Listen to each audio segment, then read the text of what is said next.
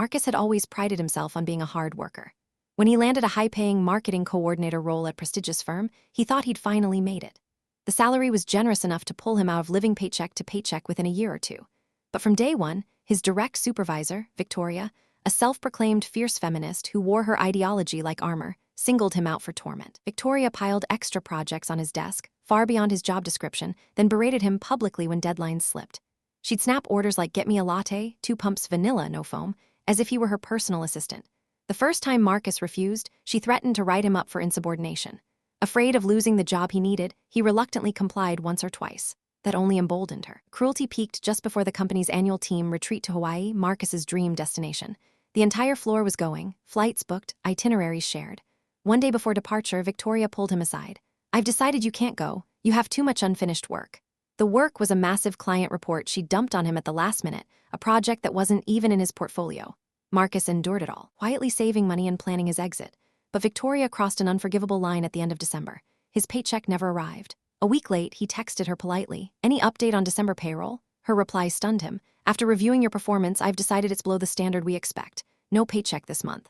Marcus fired back. "I've exceeded every metric this quarter. My numbers are the highest on the team, even if they weren't. Can't legally withhold salary without notice or cause." Victoria unleashed a tirade. "Watch your tone. Decision's final. You're probably one of those men or superior types anyway, aren't you? Can't handle a woman in charge. Too bad, deal with it." The mask had slipped. All the bullying, the petty power plays, it stemmed from deep-seated resentment toward him simply for being a man. Fortunately, the entire exchange was in writing. Marcus forwarded the thread to an employment lawyer that same day.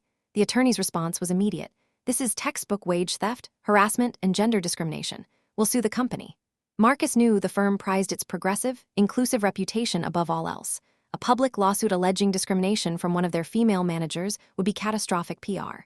Within days, HR called him in for an emergency meeting. They offered a swift settlement. Victoria would be terminated immediately.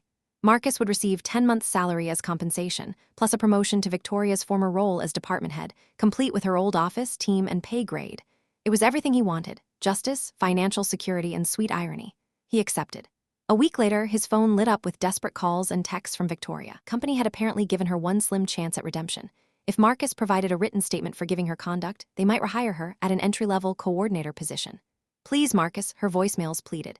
"I was wrong. I overstepped. I've burned through my savings, rent is due, bills are piling up. I need this job. I'll do anything. Forgive me on paper and we can move past this."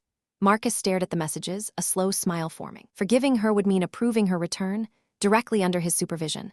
For the first time, he held all the power, and payback, he realized, might just be starting.